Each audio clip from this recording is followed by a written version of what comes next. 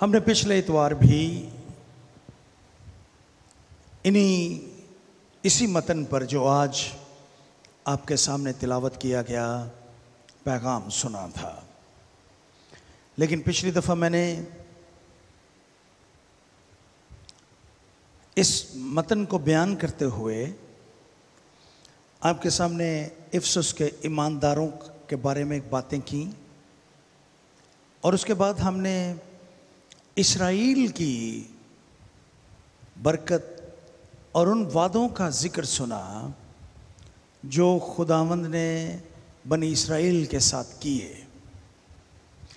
फिर हमने बनी इस्राएल के वादों और उस दौलत को जिसका वादा खुदा ने बनी इस्राएल के साथ किया था उसको इफसुस के ईमानदारों के साथ किए गए वादे के साथ कंपेयर किया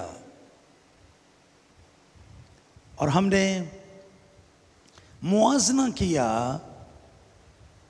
कि इस्राएल की बरकत में और ईमानदारों की बरकत में क्या फर्क है। लेकिन मैंने आसमानी बरकतों के बारे में या रूहानी बरकतों के बारे में तफसील के साथ बात नहीं की थी और यही मेरा आज का मुद्दा और मौजू है कि मैं आज आपके साथ इन बरकतों के बारे में बात करूं। लफ्ज़ मुबारक या बरकत बाइबल मुकद्दस की जुबान में एक बड़ा अहम लफ्ज़ है। हम इस लफ्ज़ को पैदाइश की किताब से शुरू करके मुकाशवा की किताब तक हजारों मर्तबा इस लफ्ज़ को पढ़ते हैं और यहां पर बरकत को बयान करते हुए उसके साथ उसको एक मुरक्कब लफ्ज़ की शक्ल दे दी गई है। अब ये सिर्फ बरकत नहीं है बल्कि यहां पर इसको रूहानी बरकत स्पिरिचुअल ब्लेसिंग कहकर पुकारा गया है। बरकत का जो तस्वुर है हमारी आम फहम जुबान में उसका मतलब यह है कि ऐसी चीज जो हमारी जिंदगी में खुशी लाए। लफ्ज़ बरकत it carries the idea of that which brings players or good fortune in our lives, जो हमारी जिंदगी में खुशी का सबब बने। दूसरे आसान लफ्जों में हम ये भी कह सकते हैं कि ये एक ऐसी हालत है जिसको हम सब एंजॉय करना चाहते हैं, इसमें खुश रहना चाहते हैं। यह बरकत है। हम में से हर एक बरकत को पसंद करता है या बरकतों को पसंद करता है। We all like blessings. हम में से हर एक बरकतों को पसंद करते हैं और हम में से हर एक जो यहाँ पर इस वक्त इस गिरजाघर में मौजूद है, हम इन बरकतों को बिलाशुबा इनसे लुत्फानंदोज भी हो रहे हैं। लेकिन बहुत दफा हम बरकत के इस तस्वर को बहुत गलत समझते हैं। मिसाल के तौर पर जब हम बरकत का लफ्ज़ हमारे जहन में आता है तो हम फौरी तौर पर जिस्मानी चीज़ों के बारे में सोचना शुरू कर देते हैं। हमारे दिमाग में फौरी तौर पर हमारे जहन में जिस्मानी चीज़ों का तस्वुर उभरता है। जब हम लफ्ज़ बरकत इस्तेमाल करते हैं। अगर हमारे घर में हमारी ज़रूरत की तमाम चीज़ें मौजूद हैं तो हम अपने आप को बाबरकत तस्वर करते हैं। आपने बहुत दफ़ा ये देखा होगा कि जो ऐसे लोग जिनके पास दुनिया भर की आसाइशें मौजूद हैं, जिनके रेफ्रिजरेटर्स खुराक से भरे हैं, जिनके पास जिंदगी गुजारने के लिए हर एक वसीला मौजूद है, हम उनको बाबरकत तस्वर करते हैं। और अगर हमारे पास ये सब कुछ है तो हम अपने आप को भी बाबरकत समझते हैं। अगर हमारे पास रुपया पैसा है, अगर हमारे बिल वक्त पर अदा हो जाते हैं, अगर हमारे बच्चे अच्छे स्कूलों में पढ़ते हैं तो हम अपने आप को बाबरकत तस्वर करते हैं। अगर हम एक खूबसूरत घर में रहते हैं, हमारे पास सारी सहूलतें हैं, हम अपने आप को बाबरकत तस्वर करते हैं। और मैं आप लोगों के साथ मुत्फिक हूं, ये बरकत का एक पहलू है और ये बरकतें खुदा की तरफ से होती हैं। लेकिन ज़रूरी नहीं कि ये सारी चीज़ें खुदा की तरफ से हों, लेकिन ये खुदा की मर्जी के बगैर हमें मिल नहीं सकती।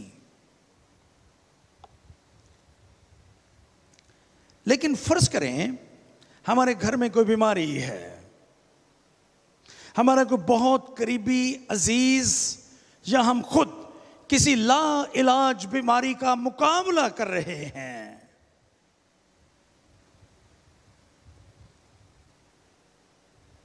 हमारे पास रुपए पैसे की कमी है, हम माली मुश्किलात का शिकार हैं, हमारे घर में आसूदगी नहीं है, तो फिर आप क्या कहेंगे? क्या ऐसे लोग जिनके पास रुपया पैसा नहीं है, जो गरीब हैं, क्या वो बाबरकत नहीं है? जिनके घरों में खाने के लिए पूरे तौर पर खुराक मौजूद नहीं है, क्या वो बाबरकत नहीं है हमारे नज़दीक? जिनकी जेब में पैसे नहीं हैं, क्या वो बाबरकत नहीं है हमारे लिए? क्या कहेंगे हम उनके बारे में? क्या हम ये कहेंगे कि खुदा ने उनके लिए बरकत के दरवाज़ों को बंद कर रखा है? अगर आप मुझसे पूछेंगे तो मेरा जवाब ना में होगा। ऐसा हरगिज़ नहीं है।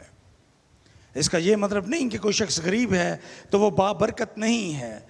जिस शख्स के पास माली आसूदगी नहीं है वो बाबरकत नहीं है। जो किसी बीमारी में मुब्तला है या मुकाबला कर रहा है या उनके ख़ानदान में कोई शख्स बीमार है, वो बाबरकत नहीं है।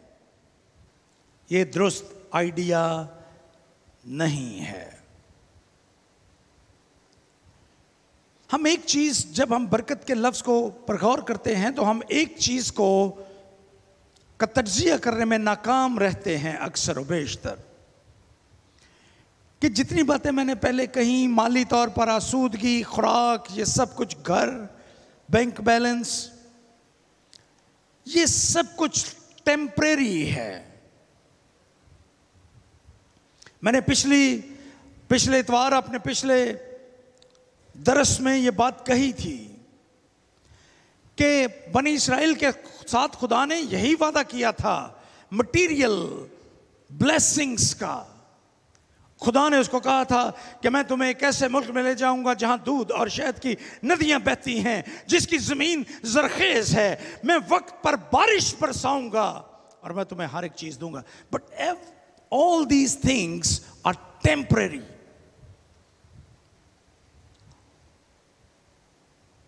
ये चीजें अपनी बेहतरीन हालत में भी टेम्परेरी हैं।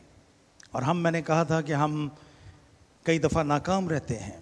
We fail to remember that these kinds of blessings are temporary even at the best.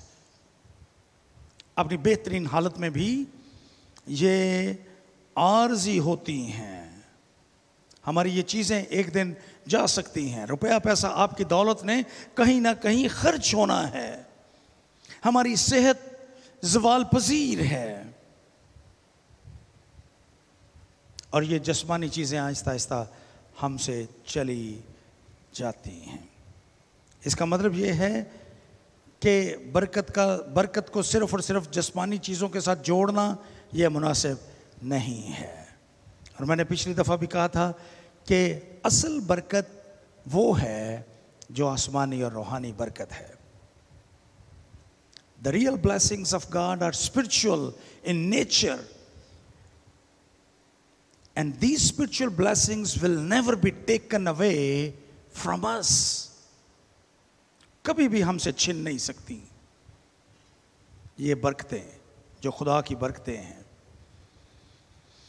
हमेशा हमारे साथ रहेंगी। इसलिए आज सुबह मैंने ये मुनासिब समझा कि हम इफिसुस की कलीसिया के नाम लिखे गए खत उसके पहले बाब और उसकी तीसरी आयत में जब मुकद्दस पालूस ये कहता है कि हमारे खुदावंद यीशु मसीह के खुदा और बाप की हम्द हो जिसने हमको मसीह में आसमानी मकामों पर हर तरह की रूहानी बरकत बख्शी, हम इस आयत को तफसील के साथ देखें। अगर आप ने गौर से इस आयत को सुना, तीसरी आयत को, तो इस आयत में मुकद्दस पालूस रसूल इसका आगाज खुदा की तारीफ के साथ करता है। It begins with a note of praise for the Lord. खुदा की तारीफ के साथ इसका आगाज होता है। खुदा की अजमत का बयान करता है। हमारे खुदावंद यीशु मसीह के खुदा और बाप की हम्द हो। वो खुदा की हम्द करता है। ये और फिर वो कहता है जिसने हमको मसीह में आसमानी मुकामों पर हर तरह की बरकत बख्शी। अगर ग्रामर के एतबार से आप इस आयत को देखेंगे तो ये फेल माजी मुतलक है। ये आयत खुदा ने हमारे खुदावंद यीशु मसीह के खुदा और बाप की हम्द हो जिसने हमको मसीह में आसमानी मुकामों पर हर तरह की रूहानी बरकत Bakshi. He has done it. He has given these blessings to us. वो दे चुका है बरकत। ये फेल माजी है, लेकिन इसके साथ ही इसमें ग्रामर का एक और नुक्ता भी मौजूद है। ये एक्टिव वॉइस है, इट्स नॉट पैसिव वॉइस के एक दफा कर दिया और बस खत्म। नो,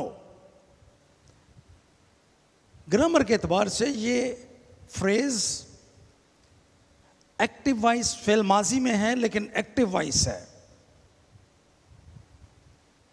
और इसका मतलब ये है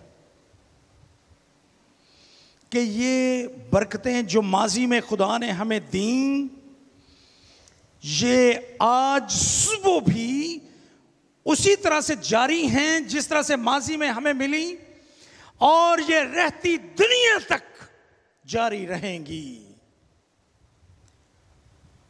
The blessings that we received at some point in the past, जो माजी में हमें मिली, continue this morning and will continue on into the future.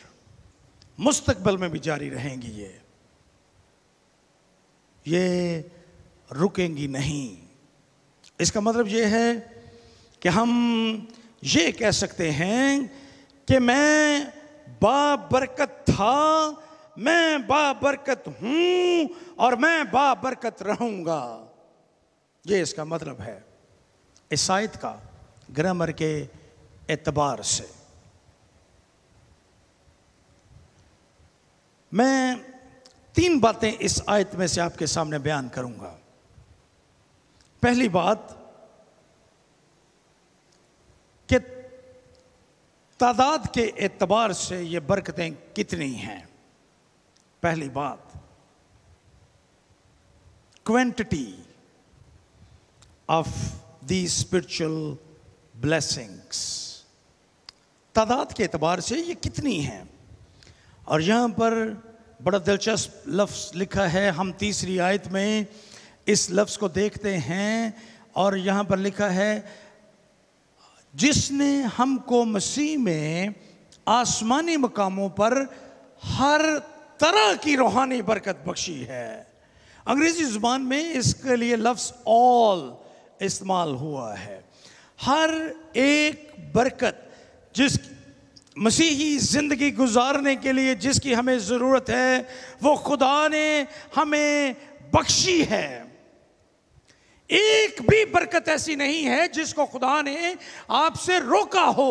God has given you, God has blessed you with every blessing. हर बरकत खुदा ने आपको बख्श दी है जिसकी आपको जरूरत है। एक बरकत भी ऐसी नहीं है जो हमसे रह गई हो। जब हम खुदावंद यीशु मसीह को कबूल करते हैं, जब हम यीशु को अपना निजात दहिंदा मानते हैं, उसी वक्त खुदा मसीह यीशु के वसीले से हमें इन बरकतों की पेशकश करता है और हम उसी लम्हे इन बरकतों को हासिल कर लेते हैं और इन बरकतों में कोई कमी नहीं होती। एक बरकत भी ऐसी नहीं है जिसको खुदा पीछे छोड़ दे और वो आपको उस लम्हे अता ना करे। सो वो लम्हा जब कोई शख्स यीशु मसीह को कबूल करता है, उसकी जिंदगी में बहुत आम होता है, क्योंकि उसी वक्त खुदा हमें आसमानी मुकामों पर मौजूद हर तरह की रूहानी बरकत बख्श देता है। सो ये बरकतें अनगिनत हैं, लातादाद हैं, ये इनको हम गिन नहीं सकते। और कुरिन्थियों की कलीसिया के नाम खत उसके 9वें बाब और उसकी 15वीं आयत में मुकद्दस पौलुस रसूल ऐसा ही कहते हैं। वो कहते हैं कि उसने हमें लातादाद, अनगिनत, जिनका शुमार नहीं किया जा सकता, बेशुमार वो बरकतें हमें अता करता है। और वहां पर लिखा है, शुक्र खुदा का उसकी बख्शिश पर जो बयान से बाहर है। ये बरकतें इस कदर हैं कि हम इनका बयान नहीं कर सकते। ये बयान से बाहर हैं, बेशुमार हैं, अनगिनत हैं, लातादाद हैं, लामहदूद हैं। और ये बरकतें खुदा उसी वक्त हमें देता है जब हम खुदावंद यीशु मसीह को कबूल करते हैं। दूसरी बात जो मैं आपके सामने आज बयान करना चाहता हूं वो ये है कि ये बरकतें अपनी क्वालिटी के एतबार से इस दुनिया की बरकतों से कहीं ज्यादा बेशकीमत हैं। इनका मुआवजा इस दुनिया की बरकतों के साथ हरगिज नहीं किया जा सकता। पहली बात मैंने आपको बताई थी,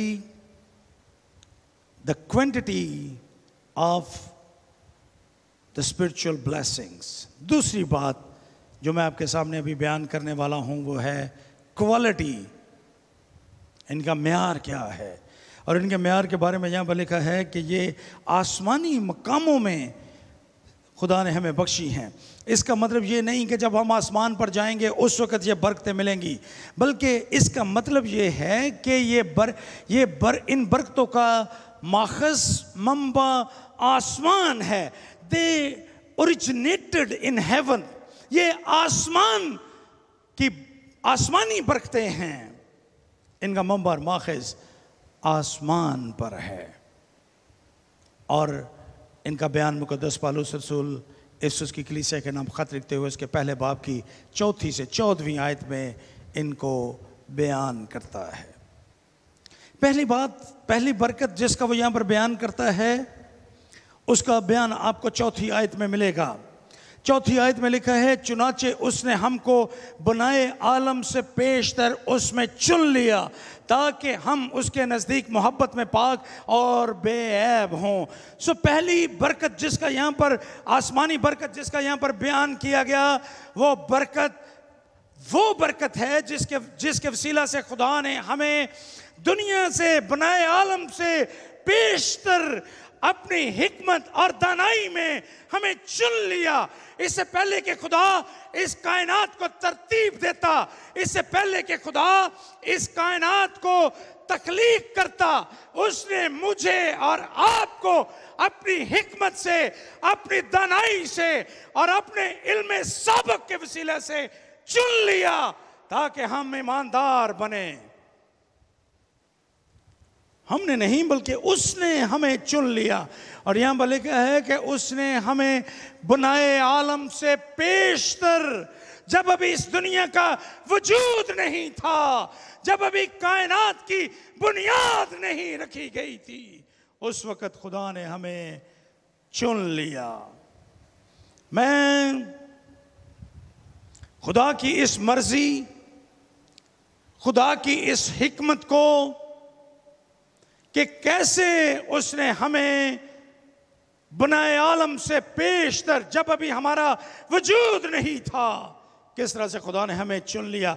लेकिन आपको इन अल्फाज की बाज़ गश्त पूरे कलाम मुकद्दस में मिलेगी, जहां अंबिया यिर्मयाह ये कहता है कि इससे पहले कि मैं पैदा हुआ तो मुझे जानता था, जब मैं अपनी मां के पेट में था तो मुझे जानता था, जब अभी मैंने शक्ल सूरत नहीं पकड़ी थी तो मुझे जानता था। खुदा हमारी पैदाइश से पहले से हमें जानता है और उसने मुझे और आपको अपने इस फजल से चुन लिया, बनाए आलम से पेशतर उसने हमें चुन लिया। और यह खुदा का ख़ास फजल है जिसके वसीले से खुदा हमें चुनता है। हम उसकी कोई तशरीह नहीं कर सकते, लेकिन उसने हमें चुन लिया। मुकद्दस पौलुस रसूल रोमियो के ख़त उसके 8वें बाब और उसकी 28वीं आयत में से 29वीं, 30वीं और 31वीं आयत में कहता है, और हमको मालूम है कि सब चीज़ें मिलकर खुदा से मोहब्बत रखने वालों के लिए भलाई पैदा करती हैं, यानी उनके लिए जो खुदा के इरादे के मुआफिक बुलाए गए। पहली बात, क्योंकि जिनको उसने पहले से जाना उनको पहले से मुकर्रर भी किया कि उसके बेटे के हम शक्ल हों, ताकि बहुत से भाइयों में पहलौठा ठहरे। और फिर 30वीं आयत, और जिनको उसने पहले से मुकर्रर किया और उनको बुलाया, और जिनको बुलाया उनको रास्तबाज भी ठहराया, और जिनको रास्तबाज ठहराया उनको जलाल भी बख्शा। खुदा ने मुझे और आपको पहले से चुन लिया। खुदा मेरी और आपकी कमजोरियों से भी वाकिफ है, वो हमारी खूबियों से भी वाकिफ है, लेकिन खुदा ने उन तमाम के साथ हमें चुना है। इसीलिए यहाँ पर लिखा, सब चीज़ें मिलकर खुदा से मोहब्बत रखने वालों के लिए भलाई पैदा करती हैं, यानी उनके लिए जो खुदा से मोहब्बत रखते हैं, खुदा से मोहब्बत रखने वाले। लेकिन उसने हमें पहले से चुन लिया। दूसरी बात, 5वीं आयत में दूसरी बरकत को बयान किया गया है, और ये है, और उसने अपनी मर्जी के नेक इरादे के मुआफिक हमें अपने लिए पेशतर से मुकर्रर किया कि यीशु मसीह के वसीले से उसके लय पालक बेटे हों। पहली बात जो मैंने आपके सामने, पहली बरकत जो आसमानी बरकत है वो मैंने बयान की, और वो ये है कि खुदा ने मुझे और आपको हम सबको जो ईमानदार हैं खुदा ने इस दुनिया की तख्लीक से पहले चुना और उसने हमें मुकर्रर किया कि उसके बेटे के हम शक्ल हों, और फिर उसने हमें जलाल में शामिल किया। ये खुदा की ज़ात है। ये पहली बरकत है जो दुनिया के आम लोगों के पास नहीं है। वो लोग जो आज मसीह से महरूम हैं उनके पास ये बरकत नहीं है। वो लोग जो आज मसीह पर ईमान नहीं रखते उनके पास ये बरकत मौजूद नहीं है, बल्कि ये बरकत मेरे और आपके लिए है। और दूसरी बात जो यहाँ पर बयान की गई 5वीं आयत में वो ये है कि खुदा ने हमें यीशु मसीह पर ईमान लाने के वसीला से अपने ख़ानदान में शामिल किया। ही एडॉप्टेड अस, उसने हमें ले पालक ठहराया। ही एडॉप्टेड अस, ही एक्सेप्टेड अस, ताकि हम उसके ख़ानदान के वारिस बने, हम उसके ख़ानदान में शामिल हों। उसने हमें अपने ख़ानदान में शामिल किया है।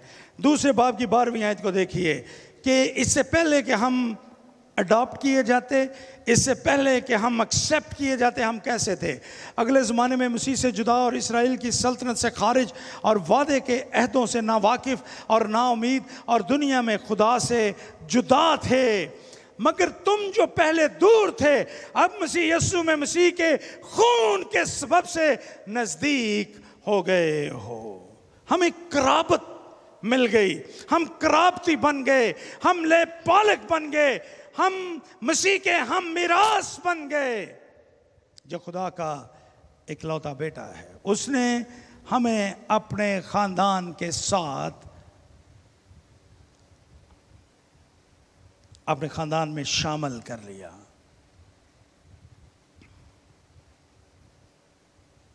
खुदावंद ने मुझे और आपको ये बरकत दी है कि हम उसके ख़ानदान के हैं। आप बड़ी दिलेरी के साथ उसको अब्बा कहकर पुकार सकते हैं। लेकिन क्या दुनिया के दीगर लोग जो यीशु मसीह पर ईमान नहीं रखते खुदा को बाप कह सकते हैं? मैंने आज तक मसीहियों के अलावा किसी ना गैर मसीही को खुदा को बाप कहते हुए नहीं सुना। खुदा के हज़ारों नामों से वो उसको पुकारते हैं, लेकिन खुदा को बाप कोई नहीं कहता। ये सिर्फ मेरा और आपका इस्तेहकाक है, ये सिर्फ मेरी और आपकी बरकत है कि हम खुदा को बाप कहते हैं और आसमानी खुदा मेरा और आपका बाप है। ये बरकत सिर्फ मेरे और आपके लिए है। दुनिया के बेशुमार लोग इस बरकत से खारिज हैं और उनके पास ये बरकत नहीं है। उनके पास दौलत तो हो सकती है, उनके पास इख्तियार तो हो सकता है, उनके पास इक़्तिदार तो हो सकता है, उनके पास इस दुनिया की शान और शौकत और प्रोटोकॉल तो हो सकता है, लेकिन उनके पास ये हक नहीं है कि वो खुदा के बेटे और बेटियां कहलाएं। ये हक सिर्फ आपके पास है, ये हक मेरे पास है, और ये हक दुनिया के तमाम मसीहियों के पास है। उनके अलावा किसी और के पास ये बरकत और ये हक नहीं है।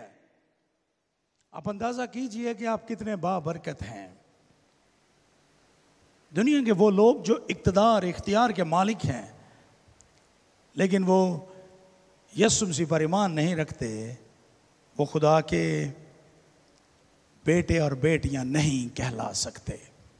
लेकिन हम जो मसीही हैं, हम जैसे मर्जी क्यों ना हो, गरीब हों, बीमार हों, तासुब का शिकार हों, एज़ार आसानियों में से गुजरते हों, कम तर काम करने पर हमें मामूर किया जाए, हकीर तरीन रोजगार हमें मुयस्सर हो, लेकिन इसके बावजूद हम खुदा के बेटे और बेटियां हैं। इसलिए मैं अक्सर ये कहता हूं कि हमारे वो अजीज जो छोटे छोटे काम करते हैं, उनको भी एहसास होना चाहिए कि वो उन लोगों से मिलियंस टाइम, बल्कि उससे भी ज्यादा बाबरकत हैं, क्योंकि वो खुदा के बेटे हैं। हमारी हालत जैसी मर्जी क्यों ना हो, हम खुदा के बेटे और बेटियां हैं और हमें इसको सीखना है। तीसरी बात कि ना सिर्फ खुदा ने हमें अपने खानदान में अडॉप्ट किया, बल्कि हमें खुदा ने एक्सेप्ट भी किया। 6 आयत में लिखा है, ताकि उसके उस फजल के जलाल की सताइश हो जो हमें उस अजीज में मुफ्त बख्शा।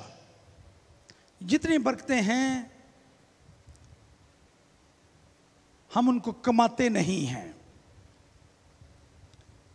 We cannot earn them. Swab का कोई तस्वर नहीं है कि हम ये काम करेंगे तो हमें ये मिलेगा। नो,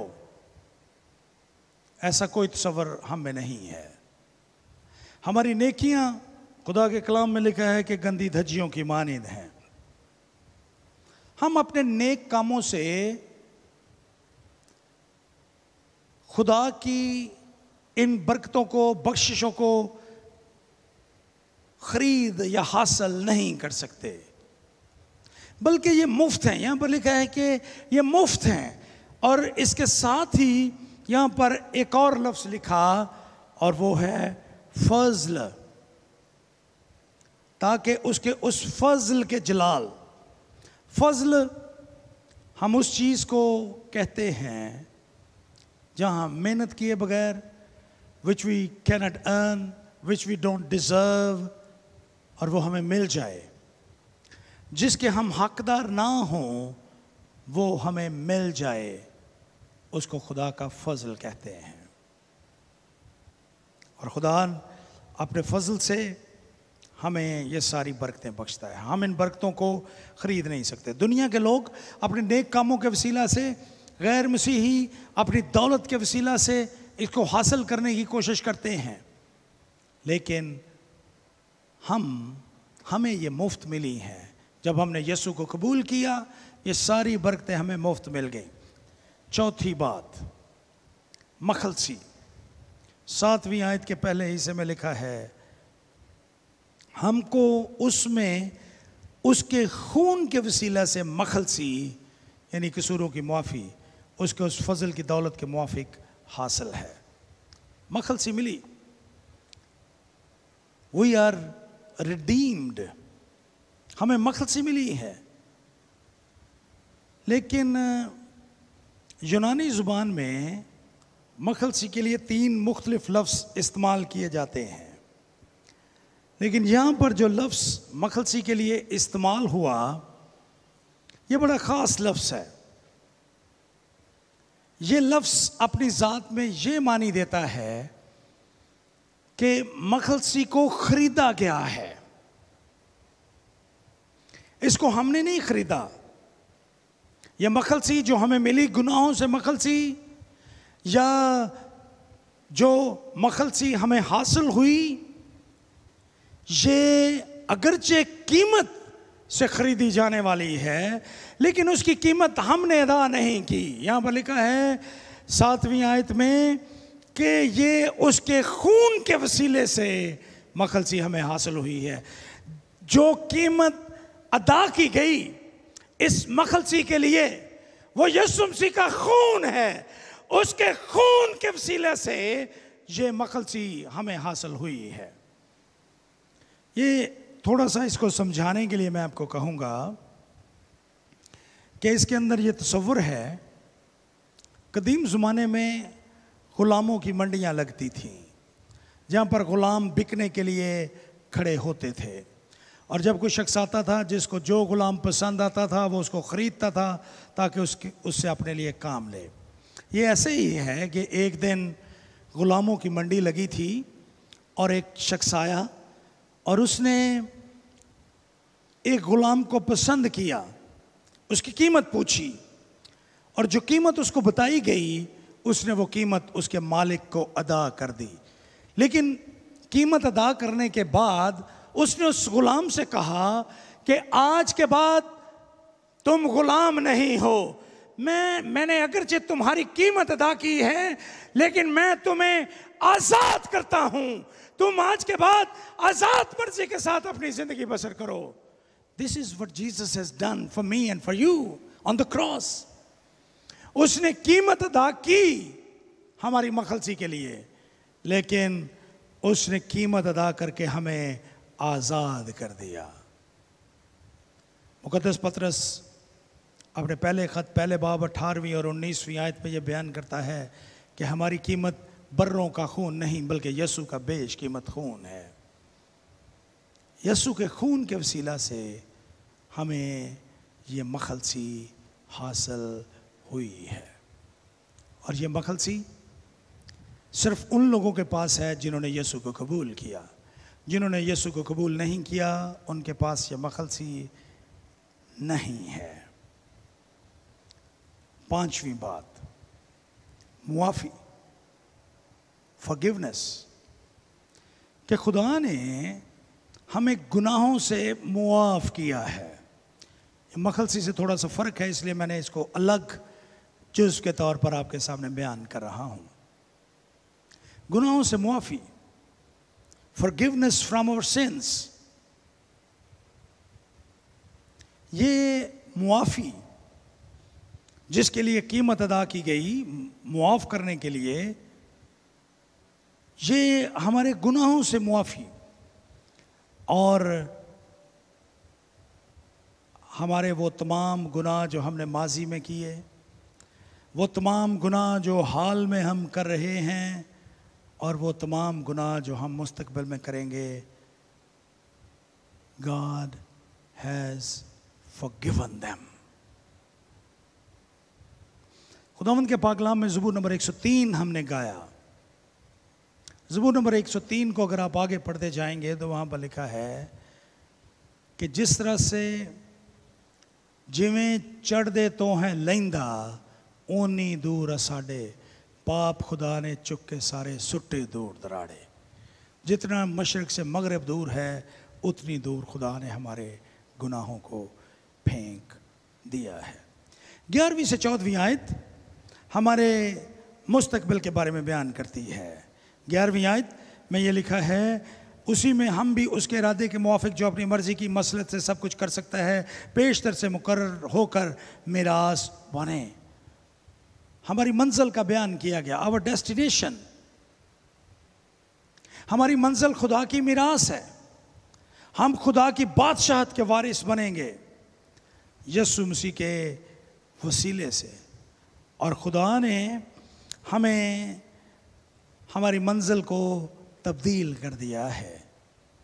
गुनाहों की बदौलत और मसीह से बगैर हमारी मंजिल दोज़ख और जहन्नम थी, लेकिन यीशु ने हमारी मंजिल को तब्दील कर दिया। अब हमारी मंजिल कोई कुछ और नहीं, कहीं और नहीं, बल्कि खुदा की मिरास है। 12वीं आयत, ताकि हम जो पहले से मसीह की उम्मीद में थे उसके जलाल की सताइश का बाइस हों। उसने हमें पाक किया है। करंथुस की कलीसिया के नाम दूसरा खत 5वां बाब 17वीं आयत के पहली चीज़ें जाती रहीं, देखो वो खुदा हमें नया मखलूक बना देता है। वी आर न्यू क्रिएचर, नया मखलूक हैं हम खुदावंद के हजूर में, और खुदा हमें बिल्कुल नया बना देता है। जब हम यीशु को कबूल करते हैं, नई पैदाइश का तजुर्बा करते हैं, तो खुदा हमें नया बना देता है, नई मखलूक हमें खुदा बना देता है। हम मसीह में नए मखलूक बन जाते हैं। करंथुस की कलीसिया के नाम दूसरा खत और उसका 5वां बाब और उसकी 17वीं आयत हमसे यूं हम कलाम होती है। 17वीं आयत में लिखा है, अगर कोई मसीह में है तो वो नया मखलूक है, पुरानी चीज़ें जाती रहीं, देखो वो नई हो गई। अब जो मसीह में हैं वो नया मखलूक है। 13वीं और 14वीं आयत, और उसी में तुम पर भी जब तुमने कलाम हक को सुना जो तुम्हारी निजात की खुशखबरी है और उस पर ईमान लाए, पाक मौदा रूह की मोहर लगी। वही खुदा की मिल्कियत की मखलसी के लिए हमारी मिरास का बयाना है। खुदा का पाक रूह, पाक मौदा मोहर लगी है हम पर। खुदा ने हमें महफूज कर लिया है। उसने हमें अपने पास हिफाजत से रखा है। और इफिसुसी की कलीसिया के नाम खत उसके 4 बाब और उसकी 3 आयत में इसको मुकद्दस पौलुस रसूल कुछ इन मानों में बयान करता है। 4 बाब और उसकी 3 आयत, और खुदा के पाक रूह को रंजीदा ना करो जिससे तुम पर मखलसी के दिन के लिए मोहर हुई है। We are sealed for God's kingdom. हम पर निशान लगा दिया गया है, और पाक रूह खुदा ने हमें बयाने में दिया है, इस down payment to secure our eternity, ताकि हम जान जाएं कि खुदा ने हमें क्या कुछ दिया है। और खुदा पाक रूह जब हम यीशु मसीह को कबूल करते हैं उसी वक्त हमारे अंदर आकर बसता है। इसीलिए खुदा के कलाम में लिखा है कि ऐ भाइयों, क्या तुम नहीं जानते कि खुदा तुम्हारे बदन खुदा का मकदस है और खुदा का पाक रूह तुम में बसा हुआ है। ये हैं रूहानी बरकतें जो खुदा हमें आसमानी मकामों पर बख्शता है। लेकिन हम इनको हासिल कैसे कर सकते हैं? हमने पहली बात देखी थी क्वांटिटी, दूसरी बात हमने देखी क्वालिटी, और तीसरी बात जिसको मैं आपके सामने पेश करना चाहता हूं, दैट इज क्वालिफिकेशन।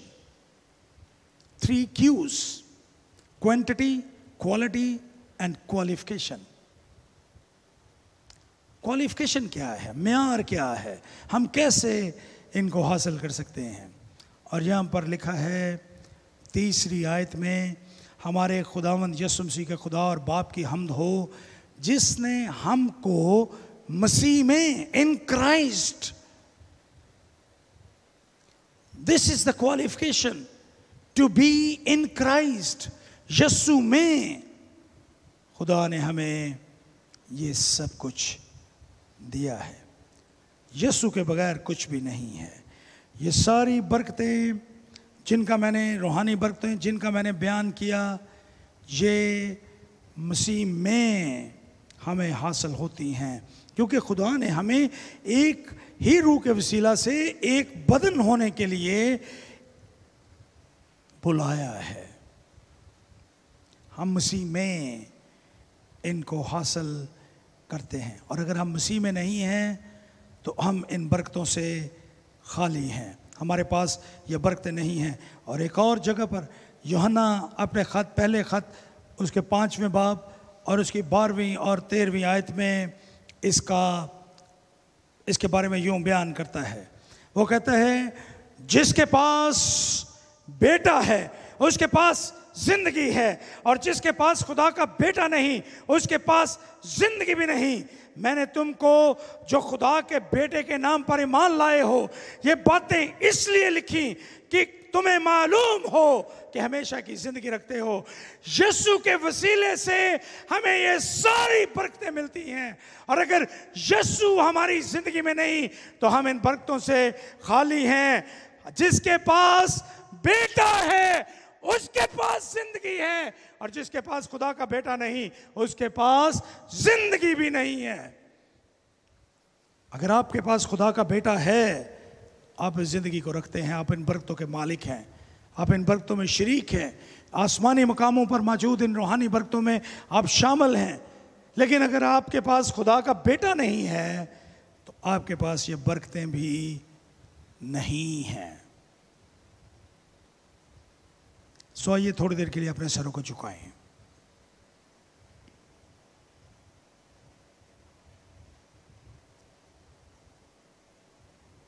और हम अपनी ज़ात और ज़िंदगी का तज्जिया करें।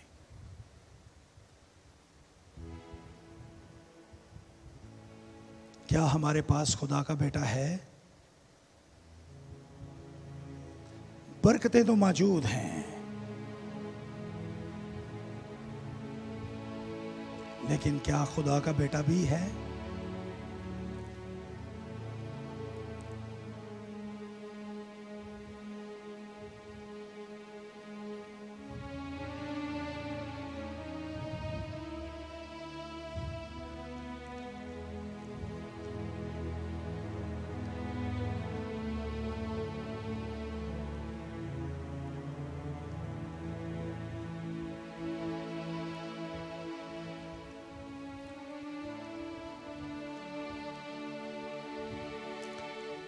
अगर आपके पास खुदा का बेटा नहीं है तो उसको कबूल कीजिए।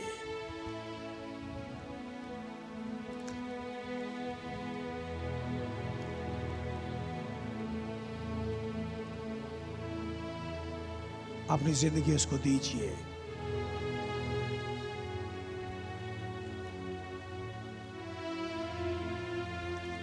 और उससे कहिए कि वो आपकी जिंदगी में आए।